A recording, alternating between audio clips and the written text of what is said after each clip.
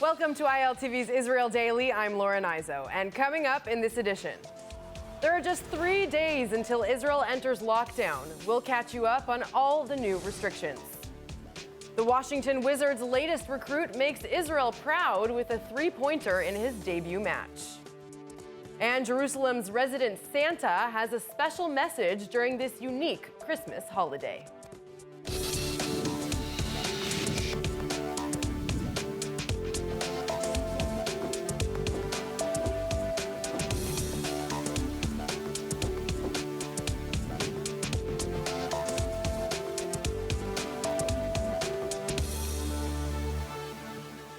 We are inching closer and closer to the end of 2020, and hopefully closer to political calm in Israel.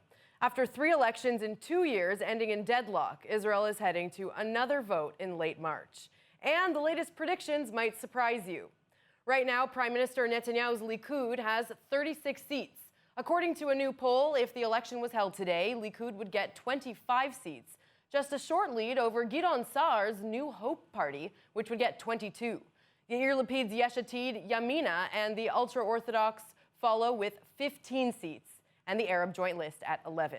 Some other political shockwaves: Higher Education Minister Zev Elkin, a former close confidant to Netanyahu, announcing he'll part from the Prime Minister to join Sa'ar's new movement.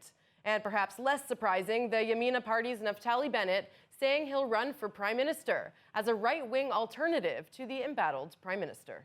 הגיע הזמן לשינוי.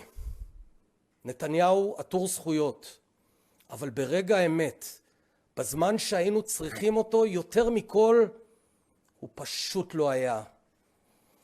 עלינו להודות לו על שנים של עשייה, אך צריך להתקדם הלאה. זה בטח לא הזמן לעוד מפלגות שקמו רק כדי להגיד מי לא, במקום להתוות דרך של מה כן, לאן אנחנו צריכים ללכת. ישראל חייבת מנהיגות חדשה. לכן, הערב, אני עומד פה בפניכם, אזרחי ישראל, ומודיע שאני מתמודד לתפקיד ראש ממשלת ישראל כדי להביא סוף סוף את השינוי, כדי שלישראל תהיה מנהיגות שרואה את האזרחים ולא את עצמה. In the background of Israel's political chaos, the country will enter yet another lockdown beginning this Sunday at 5 p.m., a third since March. So what can we expect? Well, firstly, all foreigners are now banned from entering the country. Any Israeli citizen who lands from abroad must isolate in a government-run Corona hotel. From Sunday, as I said, this lockdown will go into effect. Israelis must stay within a 1-kilometer radius of their homes, with some exceptions, like shopping for essentials and solo exercise. Visiting another household will be forbidden, and all malls and markets will close. Businesses are forbidden from welcoming customers and can only operate at a 50% capacity. In the education sector, students up to the 4th grade, as well as 11th and 12th grade, will learn just part-time. If you're unsure, you can check out ILTV.tv for all the latest. For now, it seems the light at the end of the pandemic tunnel is getting dimmer by the second. Let's learn more about it in the next report. Since the discovery of a coronavirus mutation more infectious than COVID-19, Israel is scrambling to contain the spread. ברור מאליו שנקטנו בצעדים הנכונים שסגרנו את השמיים מבריטניה ומיתר העולם. ברור מאליו גם שנקטנו נכון כשאנחנו מחייבים אנשים ישראלים להיכנס למלוניות. But was it too little too late?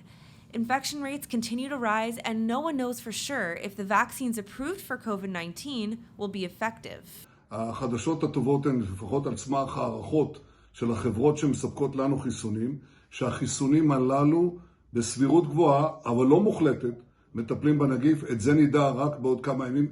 With little certainty, the government is sending Israelis into lockdown beginning this Sunday. So Israelis are rushing to get home before the holidays. And I'm here and I'm happy, but then I heard it was going to be a lockdown again. So it's not going to be a real holidays, but still I'm here to see my parents, and that's the main point. We came from New York. We were supposed to come on Friday, but because of the news that everyone that was going to come would have to go stay in a melonit, we decided to push back our flight to today to arrive before 10 p.m. It wasn't an easy decision. We had to give up a lot of things, but you do what you have to do. We had to get back here before the deadline of people going into Corona Hotel. I wanted to be back with my family, and I didn't want to have to spend 14 days in a hotel. According to the health ministry, it might indeed be too late.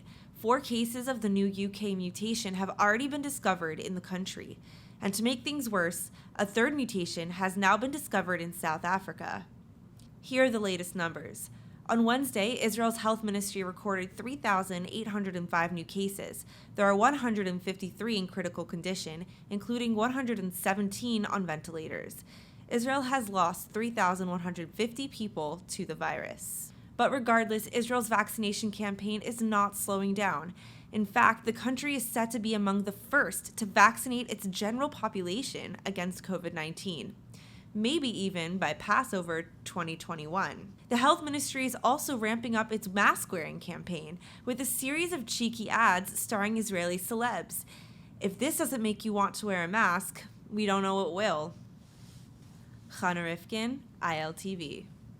Now, according to the new restrictions, when Israelis return from abroad, they are legally required to quarantine at a Corona hotel with less than ideal accommodations. But some can't come home at all. In the UK, for example, where the new strain was discovered, all flights to Israel, at least for the next few weeks, have already been halted.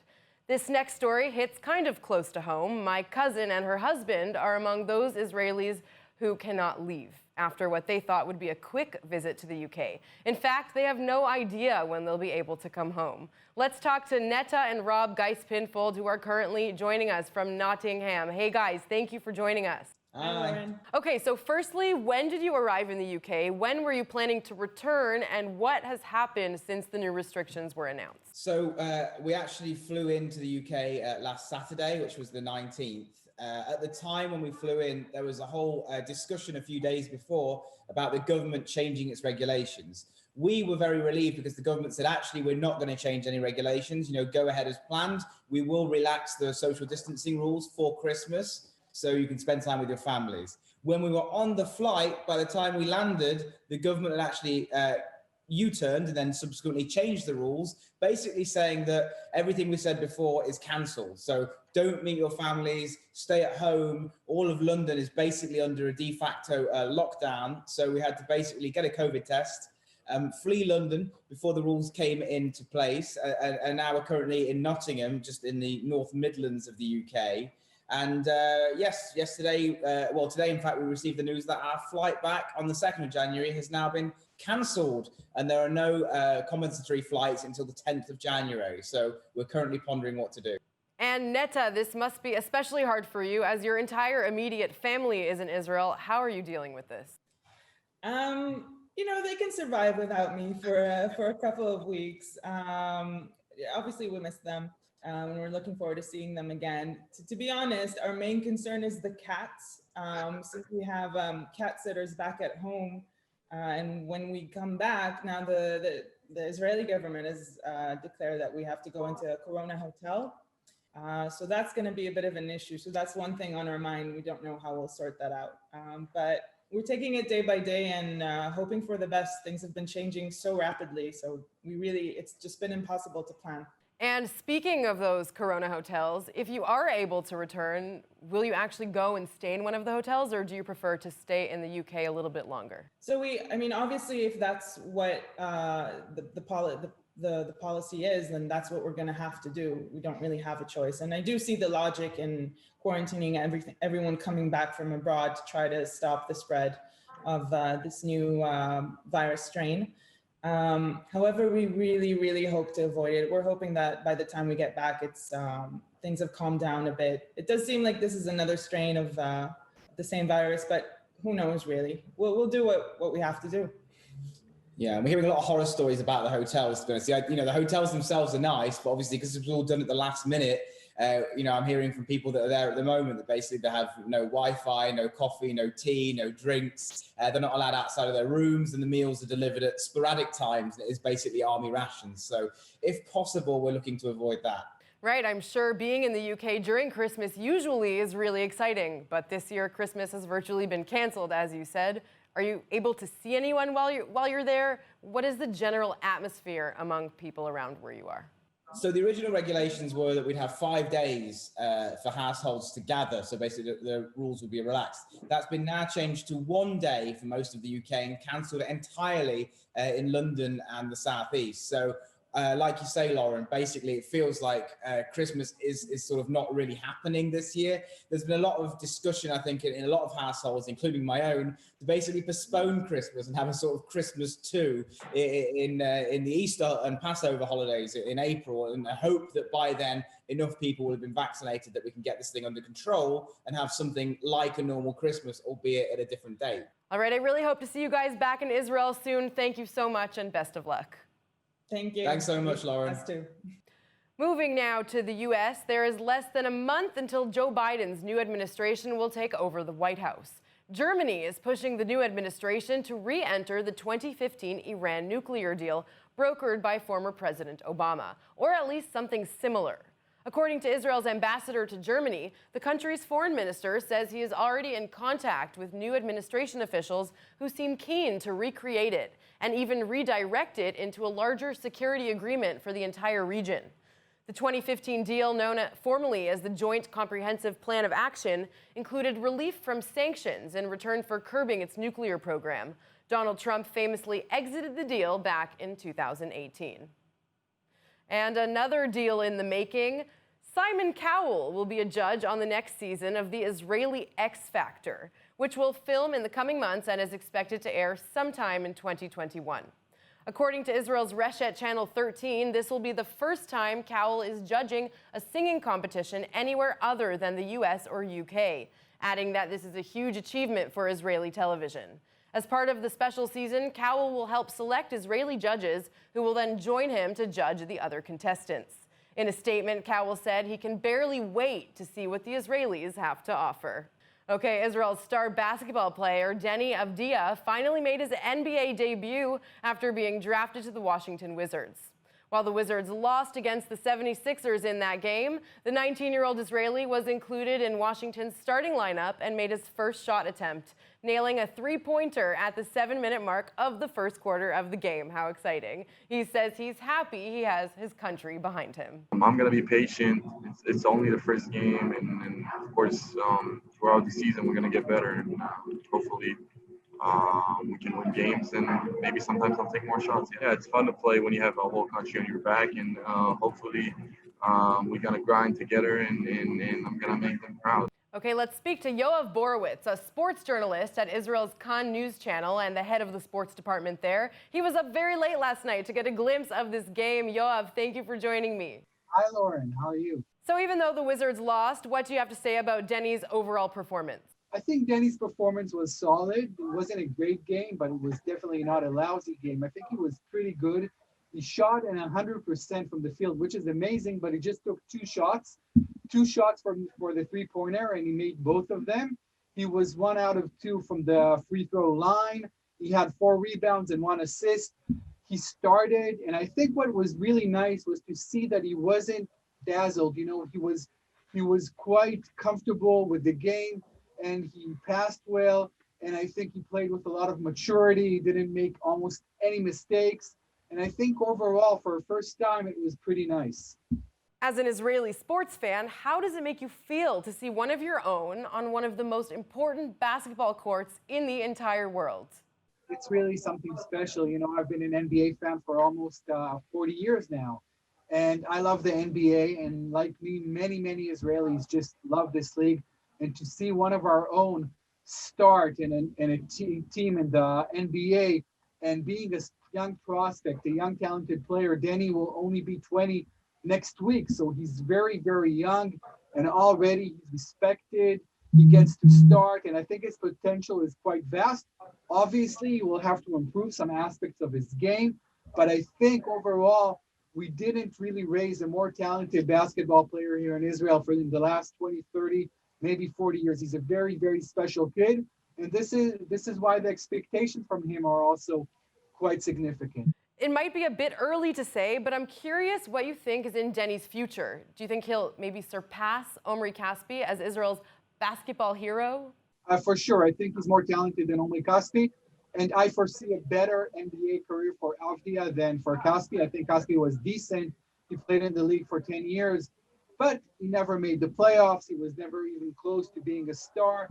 I think Denny is more talented, and I think Denny will do more, but it will be his own, his own challenge. It's not easy at all to play in such a difficult league. He plays alongside huge stars like Russell Westbrook and Bradley Beal.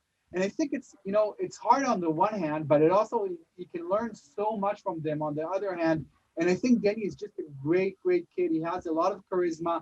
He has a great work ethic. And I think, he's quite the right person to face those challenges in the NBA. Yoav Borowitz, thank you so much for this. Israel will soon break records by building the tallest building in the country. After a legal dispute spanning 3 decades, the Ramat Gan Diamond Exchange and the local Ramat Gan municipality agreed on terms to carry out the construction of the tallest building in the country that will consist of 120 floors. The former record was held by the Azrieli Sarona Tower, which is 238 meters with just 61 floors. It's going to be a very tall building. And in other real estate news, it's not exactly the right time to talk about vacation properties, but as soon as the pandemic is over, it certainly will be. So why not get a head start? One thing that can make traveling even more stressful is dietary restrictions, am I right? Families that keep kosher can have an especially difficult time finding accommodations abroad that cater to what they can eat, making family trips stressful and problematic. One company is creating luxury timeshares and vacation rentals in Europe exclusively for observant Jews who keep kosher. Let's speak with Amit Amira, founder of B Park. The company works with Smart Funding, a capital-raising platform for entrepreneurs. Thank you so much for joining us today. Hi, Lauren. I'm happy to be here. So tell me a little bit about how this works and where you got the idea from. Well, actually, the need is just lighter, and I saw the difficulties in Orthodox Jewish families and friends that went to vacation anywhere in Israel or in Europe, and I saw the difficulties they have to deal with, the test and the checking they have to do to each place they come in. And it's not only the kosher issues, it's also the place and the sterility of the residents and of the people that already going there, and it's hard for them, and all those difficulties making the vacation very expensive for them. Right. So it can reach to about 2,000 and 2,500 euros per person, and those families just can't afford them. Right, and of course, ultra-Orthodox families are known for having a lot of children, being big families, so probably their vacations are going to be a lot more expensive than a smaller family. Yes, and all the people can go into Booking or Airbnb and just with one click get an hotel room or an apartment, and they just can't do that. Right. So a market test we made showed that only 15% of the Orthodox Jewish going abroad. And for the question we asked, 70% said that they want to go abroad, but they just can't afford it. And those who go abroad only do it about 1 time a year, and the vacation they have to do is not on the best terms. So actually we are, in this time, building 2 resorts in Bucharest and in Budapest. And those resorts are actually much more luxury and are 365 a year for the kosher and the Orthodox Jewish communities, with much more luxury and water parks, restaurants, a supermarket, children's club for the children, and the places are completely sterilized and completely matched and tailor-made for those communities. So you say you're building these places. What is the current status, and when will they be ready for people to come and enjoy them? Of course, when the world allows it to after the pandemic. In Bucharest, we already started the building about 8 months ago. In Budapest, we will start the building in February this year, 21. And the first residents will come to use the place in August of 22. And how many people, what is the capacity of these resorts? How many can stay in each resort at one time? Each resort contains 64 villas, each villa is about 70 meters. Oh, it's wow. very large. It can host the size of my apartment. yes, it can host up to 10 people, which is a lot for Orthodox Jewish families as well. And the resorts themselves are very big. And in Bucharest, it's 19,000 meters. And in Budapest, it's 22,000 meters. So And it's not just for ultra-Orthodox families coming from Israel, correct?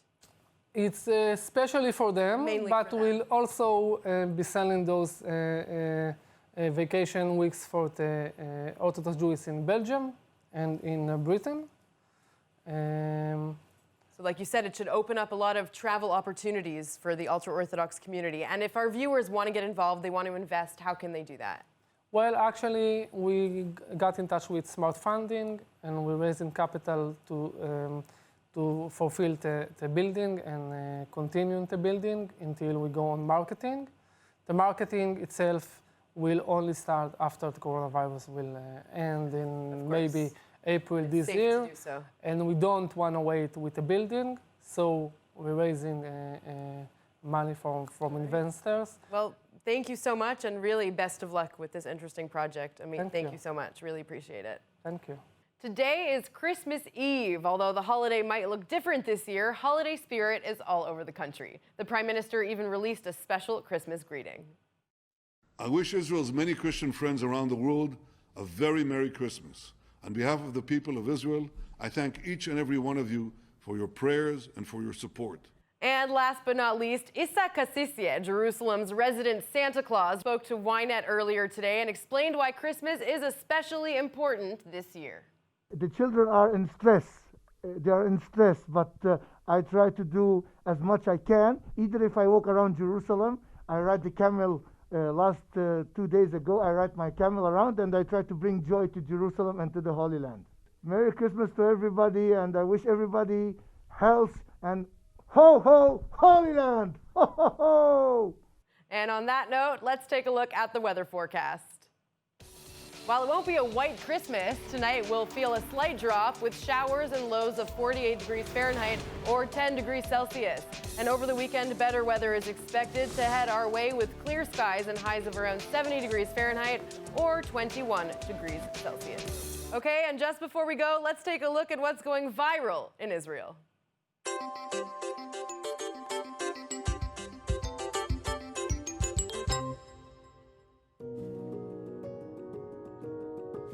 Well, in light of the newest country to join the Abraham Accords, that is Jerusalem's old city with the Israeli flag alongside the Moroccan flag projected onto those stone walls.